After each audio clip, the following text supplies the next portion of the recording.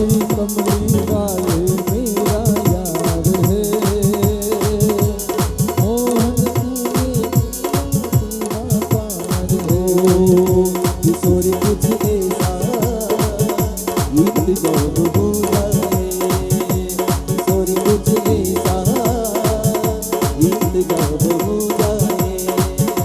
जुबा मेरा राधा राधा नाम हो जाए, जुबा मेरा राधा राधा नाम हो जाए। किशोरी कुछ ऐसा इंतजाम हो जाए। ओ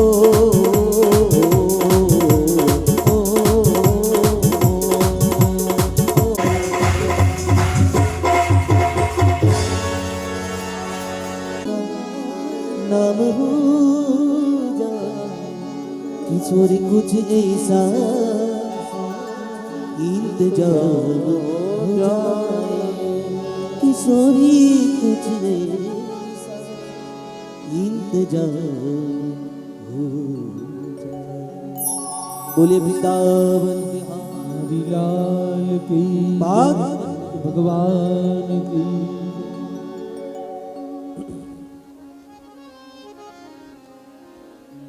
श्रीहरिं परमानन्दम् उपदेष्टारमीश्वरं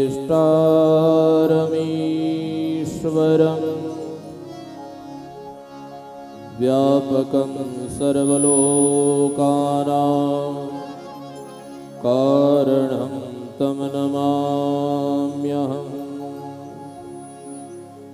हे આગળ બેસો પાછળ બેસો એનો વાંધો નહીં, પણ કથામાં આવવું હોય તો વાતો કરો નહીં।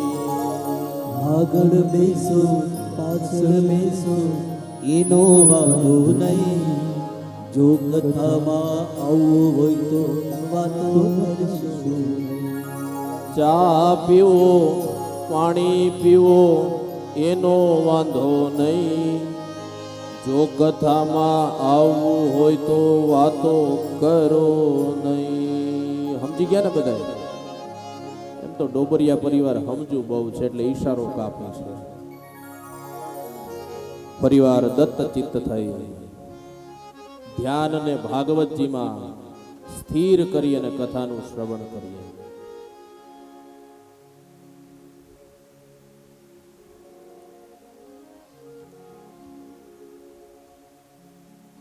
ગોકર્ણ મહારાજ મહાન જ્ઞાની અને પંડિત થયા છે।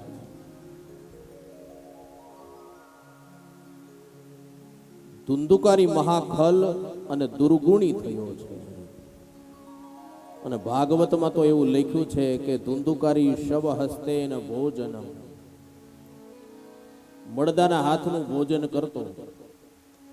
મળદાના હાથનું એટલે मेरे भाई बहन फरीवार कहूं, भागवत ए समाधि भाषानो ग्रंथ छे। जे दिवसे आपड़ा आ हाथथी सत्कर्म न थाय ने अने ए दिवसे जो आ हाथथी जमवामां आवे ने तो शव हस्ते न भोजन कहेवाय, मुर्दाना हाथनुं जमा कहेवाय। मांस मदिरा खावा માંડ્યો। कथा मने ने तमने उपदेश करे छे, जेवू तेवू न खावू, जे ते समये न खावू, ज्यां त्यां न खावू। याद राखजो वाला सज्जनो, रात्रे 11:30 थी 3:30 वाग्यानो समय छे ने ई निषिद्ध काळ छे। आ समय दरमियान काई खवाय नहीं, पीवाय नहीं अने स्नान पण वर्ज्य छे। पण मारे दुख साथे कहेवुं पड़े व्यासपीठ उपरथी के आजना युगनी अंदर आपणी पार्टीओ रात्रे 12 वाग्याथी शरू थाय छे। આગળ કથા આવશે, હું તમને સમજાવીશ। યાદ એટલું રાખવાનું, જ્યાં ત્યાં ન ખાવું, જેવું તેવું ન ખાવું અને જે તે ન ખાવું। કારણ આપણે જે કાંઈ ખાઈએ છીએ પીએ છીએ ને એનાથી જ આપણા શરીરની રચના, આપણા આચાર વિચાર વાણી અને વર્તન બને છે। અને યાદ રાખજો વાલા ભક્તો, તમે જેનું પણ અન્ન ખાશો ને એ અન્ન 27મા દિવસેનો પ્રભાવ બતાવે છે। પાપીના ઘરનું તમે અન્ન ખાશો, 27મા દિવસે તમારા જીવનમાં પાપ આવે આવે ને આવે. લોભીના ઘરનું તમે ધન ખાશો, અન્ન ખાશો, 27મા દિવસે તમારા જીવનની અંદર લોભ આવશે. પુણ્યશાળી વ્યક્તિના જીવનનું અન્ન ખાશો, 27મા દિવસે પુણ્ય કરવાનું મન થશે. અન્નના પ્રભાવ બહુ બતાવ્યા છે. અને પછી તો ભાગવતમાં એવું લખ્યું છે કે ધુંધુકારી 5 ગણિકાનો સંગ કરે છે. ગણિકા એટલે ગલત અર્થ નહીં નિકાલતા મેરે ભાઈ બહેન. ગણિકા એટલે જે જીવ શબ્દ, સ્પર્શ, રસ, રૂપ અને ગંધની અંદર આસક્ત બને, આ 5 વિષયની અંદર જે જીવ ફસાય એ જીવ માત્ર ગણિકા છે.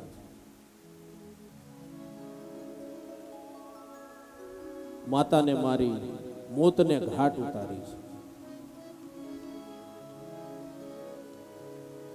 ગોકર્ણ મહારાજ પોતાના પિતાને ગોકર્ણ ગીતાથી કર્મનો સંદેશો આપે છે. ભાગવતમાં આને ગોકર્ણ ગીતા કહેવાય, જેને કર્મની મહત્તા બતાવી છે. ગોકર્ણ મહારાજ બોલે છે, શું બોલે છે? ગોકર્ણ ઉવાચ દેહે સ્થિમા સરુદિરે ભીમતિમ ત્યજત્વમ જાયા સુતાદિષુ સદા મમતા વિમુચ્ય પશ્યાનિશં જગદિદં ક્ષણભંગનિષ્ઠં વૈરાગ્ય રાગરસિકો ભવભક્તિનિષ્ઠ. હે પિતાજી, આ દેહ, આ શરીર લોહી માંસ રુધિરથી બનેલું છે. આ શરીરથી જે આપણે કમાયા છીએ એ પણ આપણી સાથે નથી આવવાનું. પિતાજી, આ શરીર પણ બળીને ભસ્મ થઈ જવાનું છે. શરીરની આસક્તિ છોડો, આ સંસારની આસક્તિ છોડો. પિતાજી, કરેલું કર્મ જ આપણી સાથે આવશે. ગોકર્ણ મહારાજ કર્મનું ગણિત, કર્મનો ઉપદેશ પોતાના પિતા આત્મદેવને આપે છે. અને વાત બહુ સાચી છે વાલા સજ્જનો. યાદ રાખજો, કથા દ્વારા જૈસી કરની વૈસી ભરની. તમે જો કોઈને ગાળ દેશો તો તમને કોઈ ગાળ દેશે, આ કર્મનું ગણિત છે. તમે કોઈને મારશો તો તમને કોઈ મારશે. તમે કોઈનું ખોટું કરવાનું વિચારશો તો તમારું પેલા ખોટું થશે. આ કર્મનો અટલ સિદ્ધાંત છે. કર્મ ક્યારેય કોઈને છોડતું નથી. કર્મ ભોગવવું પડે ને ભોગવવું જ પડે છે. એક માંડવ્ય નામના ઋષિ હતા. બહુ તપસ્વી ઋષિ છે. કર્મની મહત્તા તમને સમજાવું છું. પોતાના દ્વાર ઉપર આ માંડવ્ય ઋષિ ઉભા ઉભા તપ કરે, એક પગ ઉપર ઉભા રહી ગયા. એકવાર ઘટના એવી ઘટી, રાજાના દરબારની અંદર ચોરી થઈ અને ચોરોએ ચોરી કરેલું ધન આ માંડવ્ય ઋષિના આશ્રમમાં નાખ્યું અને એ જ આશ્રમમાં સંતાઈ ગયા. રાજાના સિપાહીઓ દોડતા દોડતા આવ્યા. આશ્રમમાંથી ચોરાયેલું ધન અને પેલા ચોરને પકડ્યા. એટલું જ નહીં, આ માંડવ્ય ઋષિને પણ પકડ્યા. એને એમ થયું કે આ રાજાએ આશરો આપ્યો છે એટલે નક્કી આમાં આનો પણ ભાગ છે. હવે પેલા માંડવ્ય ઋષિને તો ખબર નથી. ચોર સંતાણા, ચોરી થઈ, એક પણ વસ્તુથી એને જાણ નથી. રાજ દરબારમાં લઈ ગયા. રાજાએ વિચાર કર્યા વગર ઓર્ડર કર્યો, આદેશ કર્યો કે બધાને સૂળીએ ચડાવી દો. સૂળીએ ચડાવી દો એટલે આપણી ભાષામાં નથી કહેતા ભાઈ હોળીએ ચડાવવાનું રહેવા દો ને, આ ઈ જ. રાજાએ કીધું કે સૂળીએ ચડાવી દો એટલે ચોરને તો સૂળીએ ચડાવ્યા. એ બધાય ચોર મરી ગયા અને એની હારોહાર આ માંડવ્ય ઋષિને સૂળીએ ચડાવ્યા. પણ ઘટના એવી ઘટી મેરે ભાઈ બેન કે માંડવ્ય ઋષિ મર્યા નહીં, એને મૃત્યુ ના આવ્યું. અને રાજા બરાબર ત્યાંથી પસાર થયા. માંડવ્ય ઋષિને જોયા, ઓહો આ તો તપસ્વી પુરુષ. માંડવ્ય ઋષિના પગમાં પડી ગયા, અપરાધ થયો હોય તો ક્ષમા કરજો. અને ત્યારે માંડવ્ય ઋષિએ કીધું કે અપરાધ તમારો નથી, મારે યમરાજાના દરબારમાં જઈને પૂછવું છે કે મારું એવું કયું કર્મ કે મારે સૂળીએ ચડવાનો વારો આવ્યો. અને માંડવ્ય ઋષિ યમરાજાના દરબારમાં આવ્યા અને યમરાજાને પૂછ્યું કે તારો ચોપડો ખોલ અને મને બતાવ, મારું એવું કયું કર્મ કે મારે સૂળીએ ચડવું પડ્યું. અને ત્યારે યમરાજાએ ચોપડો ખોલ્યો. એ ચોપડામાં લખેલું હતું કે માંડવ્ય ઋષિ 5 વર્ષનું બાળક હતા ને ત્યારે એક દર્ભની સળી લઈ અને પતંગિયાને ભરાવી હતી. આ એનું પરિણામ છે. કથા મને તમને ઉપદેશ કરે, જાણ્યા વગર ક્યાંય હળી ન ઓડાડતા. આમાં ક્યારે ક્યાં પીઠ થઈ જાય એ નક્કી નથી. એક નાનું એવું તમે વિચાર કરો, 5 વર્ષનું બાળક જેને ખબર નથી પાપ શું છે પુણ્ય શું છે, એને પણ ભોગવવું પડ્યું. પછી તો કથા એવી છે કે માંડવ્ય ઋષિએ યમરાજાને શ્રાપ આપ્યો છે કે હવે મારા તપનું બળ પણ તું જોઈ લે. 5 વર્ષના બાળકને પાપ અને પુણ્યની ખબર નથી, ખરેખર એને સજા હોય જ નહીં. હે યમરાજા, 100 વર્ષ સુધી તું શૂદ્ર બનીશ. અને ઈ જ યમરાજા વિદુર બનીને આવ્યા છે. એટલે કર્મ કોઈને છોડતું નથી. હે જી તમે જુઓ ને વાત વિચારી, ઉદ્ધવજી કર્મન કી ગત ન્યારી. ઉદ્ધવજી કર્મન કી ગત ન્યારી. सुंदर लोचन मृग को दिया है, दाता को मिले ना जुआरी. मूर्ख राजा राज करत है,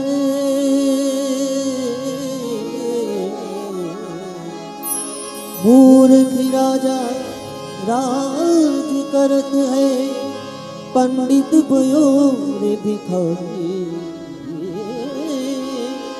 पंडित भयो रे भिखारी. उद्धवजी कर्मन की गत न्यारी. કર્મનો સિદ્ધાંત અટલ છે.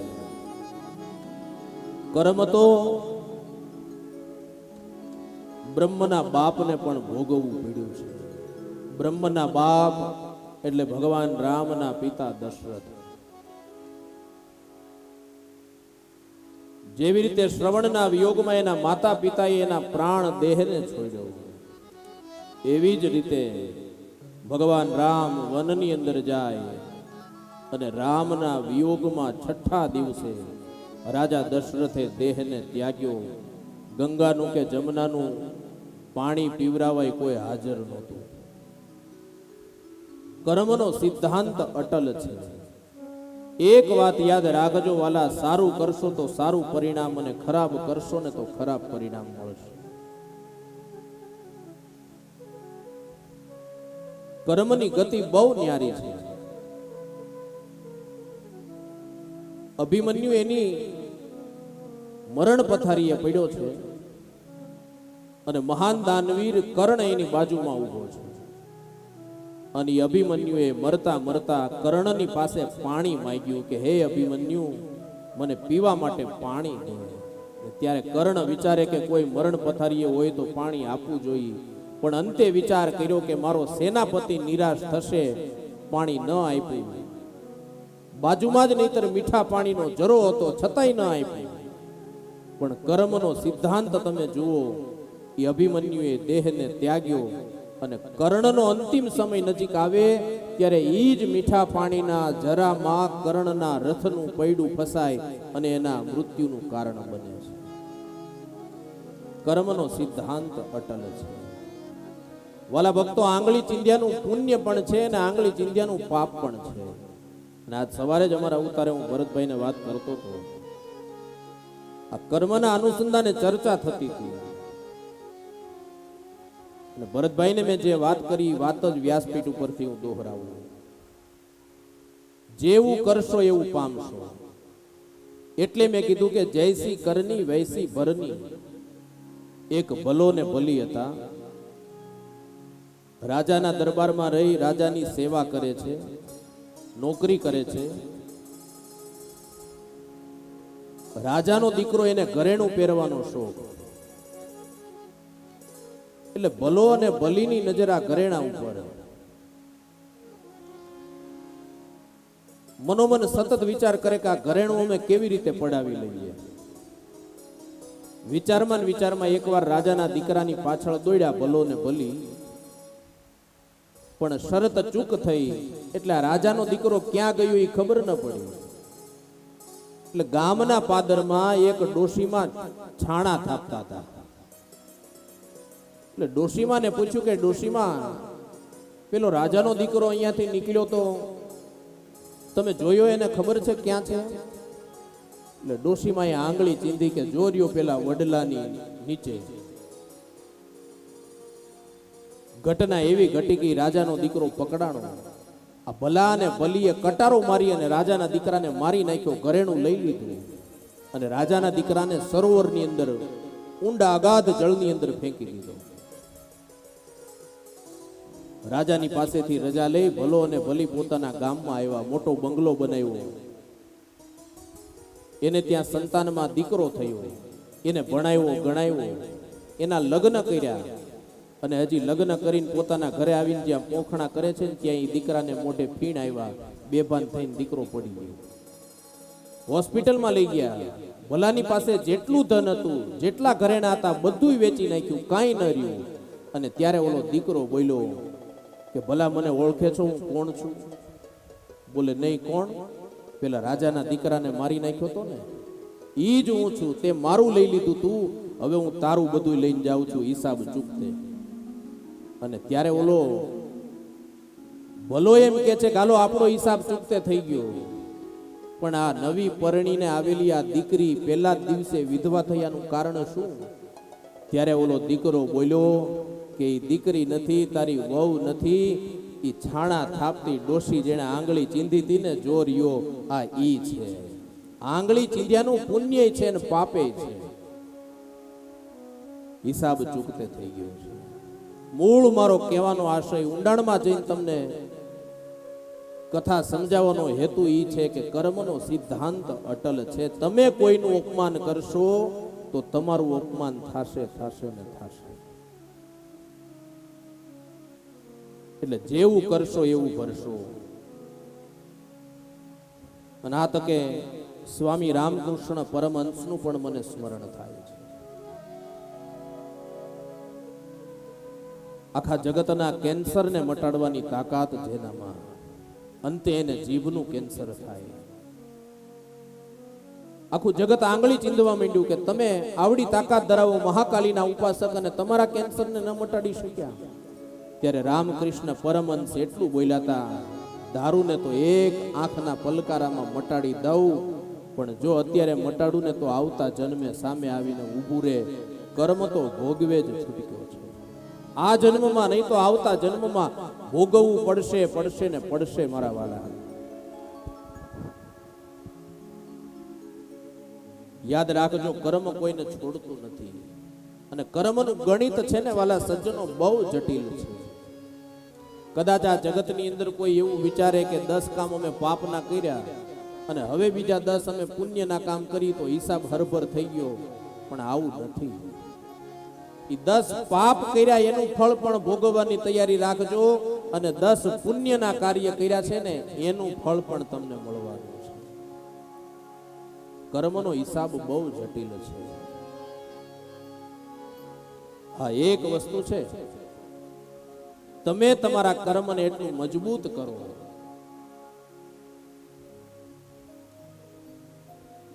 એ મજબૂત કર્મથી તમારું પાપ ભોગવાઈ જાય ને તો ખબર ન પડે, એવું જીવન જીવવું. ઇલેશભાઈ, આપણે એક ગ્લાસ હોય, ઈ પીવાના પાણીના ગ્લાસમાં મીઠું પડી જાય, નમક, અને પછી હું એમ કહું કે પાણીમાંથી મને મીઠું અલગ તારવી દો, તો એ શક્ય છે? નથી. હા, એની અસરને ઓછી કરી શકાય. કેવી રીતે?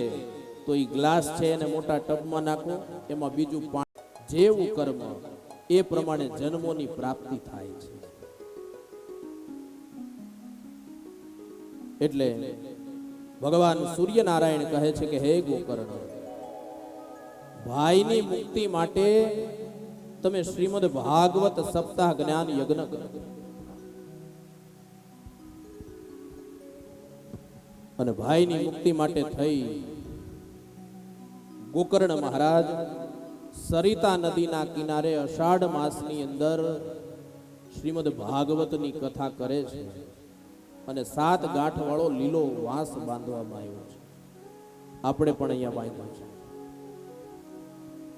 કથાનો એક એક દિવસ પૂરો થવા માંડ્યો, 7 ગાંઠમાંથી એક એક ગાંઠ ફૂટવા માંડી છે. કઈ ગાંઠ ફૂટે છે વાલા? લીલા વાંસની અંદર રહેલી ગાંઠ નહીં. ભાગવત સમાધિ ભાષાનો ગ્રંથ છે. મારા તમારા શરીરની અંદર રહેલી કામ, ક્રોધ, લોભ, રાગ, દ્વેષ, ઈર્ષા, વેર, ઝેર, કપટની ગાંઠો કથા સાંભળ્યા પછી છૂટવી જોઈએ, તો જ કથા સાંભળી સાર્થક છે. અને ભાગવત છે ને એ જીવન જીવવાની પાઠશાળા છે. અત્યારે આપણે પાઠશાળામાં બેઠા છીએ અને ખરેખર જો આપણે ભાગવત સાંભળ્યું હોય ને તો જીવન જીવવાની શરૂઆત 25 તારીખથી આપણે કરવાની છે. 7 દિવસની કથા સાંભળી અને 25 તારીખથી એને જીવનમાં ઉતારી અને ભાગવત કે એ પ્રમાણે આપણે આગળ વધવાનું છે. એટલે રાગ, દ્વેષ, ઈર્ષા, વેર, ઝેર, કપટની ગાંઠો છૂટી છે. ગાંઠો છૂટતાની સાથે જ 7મા દિવસે ધુંધુકારી પ્રગટ થાય છે. ભાઈને પ્રણામ કર્યા કે ભાઈ મારી મુક્તિ થઈ, અને એ જ વખતે કથાના માધ્યમથી મુક્તિ થઈ. ભગવાનના દૂતો ધુંધુકારીને લેવા માટે આવ્યા, અને કથામાં તો એવું લખ્યું છે કે વિમાનમાં બેસાડી અને ભગવાનના દૂતો ધુંધુકારીને ભગવાનના ધામમાં લઈ ગયા છે. હવે માની લ્યો કદાચ 7મા દિવસે અહીંયા સનાળિયામાં વિમાન ઉતર્યું ભગવાનનું, તો કેટલા જવાની તૈયારીમાં છો? હાથ ઊંચો કરો. કોઈ નહીં. કાંઈ વાંધો નહીં, હું તમારી હારે જ છું. હજી 2 વર્ષના કથાના મુહૂર્ત પડ્યા છે.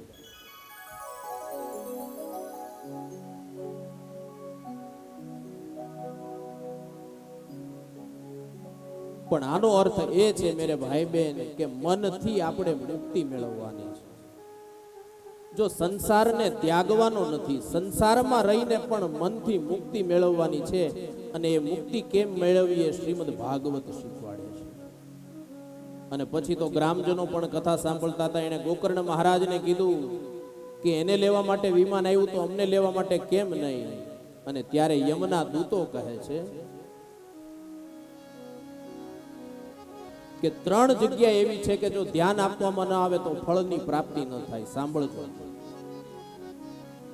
કથા સાંભળતી વખતે કથામાં ધ્યાન ન હોય તો કથા સાંભળ્યાનું ફળ મળતું નથી.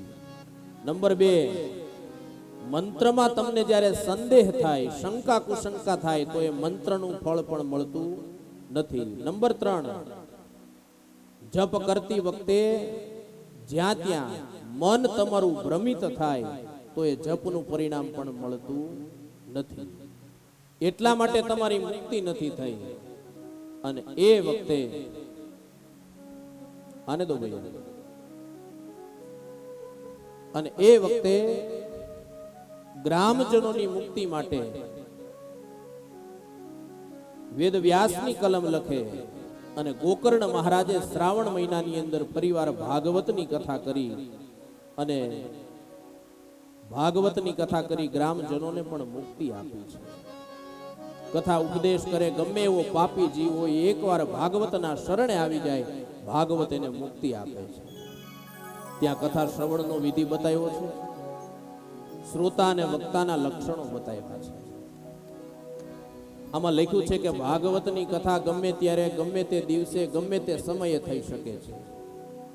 તમને વિચાર આવે કે મારે ભાગવતની કથા કરવી છે અને જે દિવસે જે જગ્યાએ ભાગવતની કથાનો પ્રારંભ થાય એનાથી ઉત્તમ મુહૂર્ત બીજું એકેય નથી. શ્રોતાના લક્ષણો બતાવ્યા છે. શ્રોતાએ 7 દિવસ દરમિયાન ક્રોધ ન કરવો. યાદ રાખજો વાલા ભક્તો, ક્રોધ કરવાથી છે ને સત્કર્મનું પરિણામ મળતું નથી. ક્રોધ કરવાથી સત્કર્મ છે એ નષ્ટ થાય છે અને ક્રોધ કરવાથી આયુષ્ય પણ ક્ષીણ થાય છે. અને એટલા માટે હું કહું કે જ્યારે જ્યારે ક્રોધ આવે ને ત્યારે 12 વખત ઓમ નમો ભગવતે વાસુદેવાય અથવા શ્રી કૃષ્ણ શરણમ મમ બોલી અને 10 મિનિટ શાંત થઈ જવું, ક્રોધ આપોઆપ શાંત થઈ જાય. વક્તા આવે ત્યારે શ્રોતાઓએ ઊભું થવું, વક્તા જાય ત્યારે શ્રોતાઓએ ઊભું થવું, આરતી પ્રસાદ ના આવે ત્યાં સુધી સ્થાન ન છોડવું અને 1 ટાઈમ 2 ટાઈમ 3 ટાઈમ તમને જે મજા આવે ભોજન લઈ અને કથા સાંભળવી, પણ પેટ બહુ યાદ ન આવે ને એવું જમવું. પેલુભાઈ નીતર પેટ 2 વાર બહુ યાદ આવે, બહુ જમાઈ જાય ને તોય જીવ ન્યા રહે અને ભૂખ્યા હાવ રહ્યો ને તોય જીવ ન્યા રહે. એટલે કહેવાનો આશય કે આ 2 ભાઈઓ એટલા મોટા મનના છે, 7 દિવસ મેનુ એને બધાને ભાવથી એને જમાડવા છે. મારા ઉપર ફોન આવ્યો ને પહેલો ત્યારે એનો ભાવ એ હતો કે દાદા નાનું એવું ગામ છે, આપણે ગામને જમાડવું, સગાવાલા આમંત્રિત મહેમાનોને જમાડવા છે. એટલે મેનુ તો 7 દિવસનું સારું છે, પણ આપણને રૂચે ને એવું આપણે ખાવાનું છે, તૂટી નથી પડવાનું.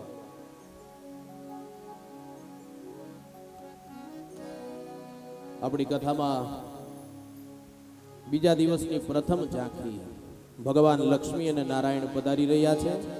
આવો લક્ષ્મી નારાયણને આપણે વધાવીએ. થોડી વાર માટે માત્ર 5, 7, 10 મિનિટ માટે લક્ષ્મી નારાયણના વધામણા કરીએ.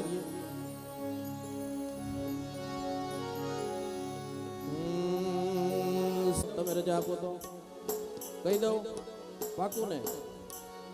હવે તાળી ન પાડે ને એને બાજુવાળાના હમ છે.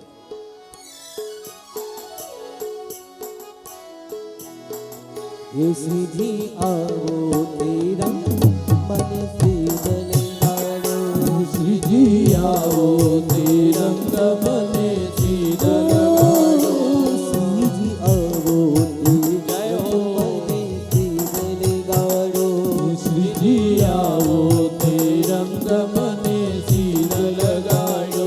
એ બીજો ચડતો નથી કે રંગ વિઠ્ઠલના. શ્રીજી આવો તે રંગ મને સીધ લગાડો, શ્રીજી આવો તે રંગ મને સીધલ ગાડો. જો પહેલી ઝાંખી આવે છે, 7 દિવસ સુધી આવી અનેક ઝાંખી આવવાની છે. 2 હાથ ઊંચા કરો, તાળી હું પાડું ને એમ પાડવાની છે. અને હવે આજ કહી દઉં, નિલેશભાઈ મેહુલભાઈ કહી દઉં, તમે રજા આપો તો કહી દઉં, પાકું ને? હવે તાળી ન પાડે ને એને બાજુવાળાના હમ છે.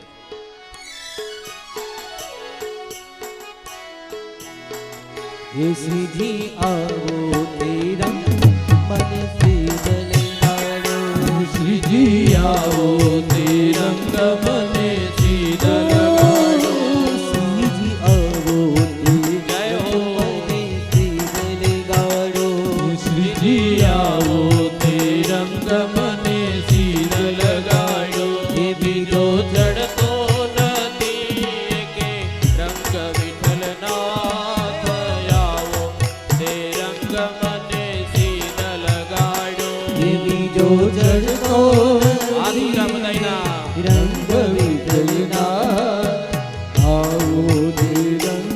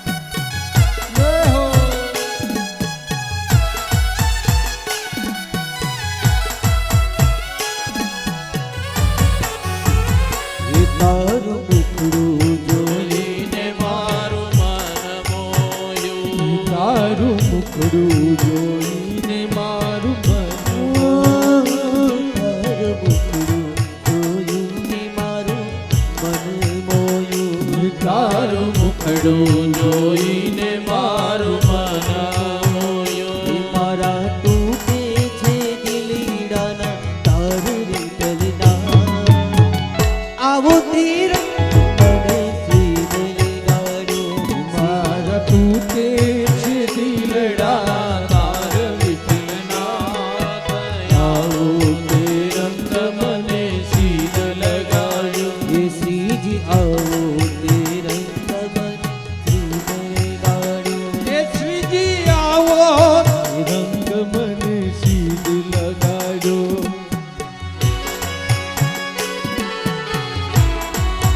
રાધે હે રાધે રાધે.